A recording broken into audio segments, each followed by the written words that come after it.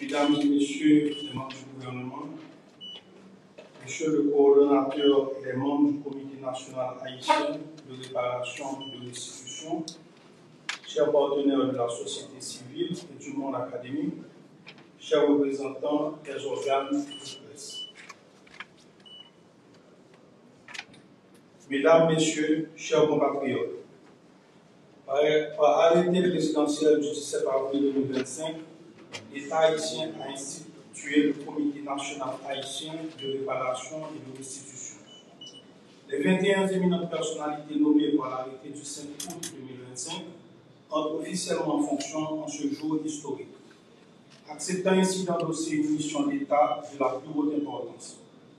Cette décision souveraine s'inscrit dans un moment historique. L'Assemblée nationale française vient d'adopter la résolution 1267 reconnaissant l'injustice de la double dette imposée à notre pays et ouvrant la voie à une réparation.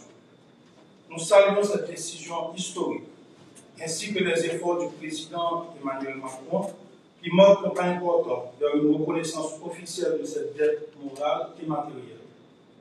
Mais cette avancée, aussi significative soit-elle, ne saurait rester symbolique.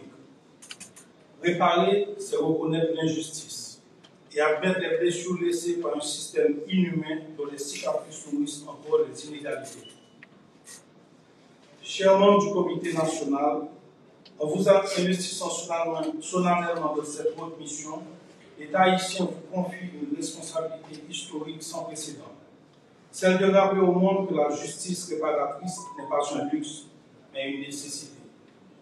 L'arrêté du 17 avril 2025 vous assigne des prérogatives stratégiques d'une importance capitale, et je cite, concevoir et déployer la stratégie diplomatique nationale en matière de réparation, en coordination avec les plus hautes instances de l'État, constituer la documentation scientifique et juridique irréfutable de l'impact multidimensionnel de la dette coloniale sur notre trajectoire nationale, orchestrer une mobilisation citoyenne et internationale autour de cette cause juste et légitime, forger des alliances stratégiques durables avec nos partenaires régionaux et internationaux, particulièrement au sein de la CARICOM et des instances multilatérales compétentes.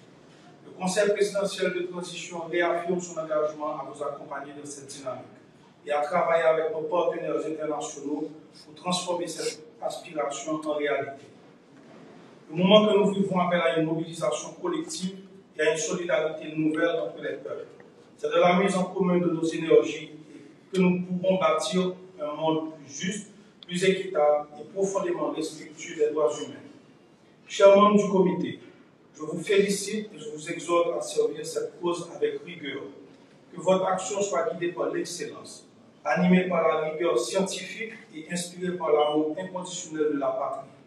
Quand c'est en votre nom, au nom du peuple haïtien tout entier, que vous œuvrez pour que triomphe notre nation. Vive la République d'Haïti.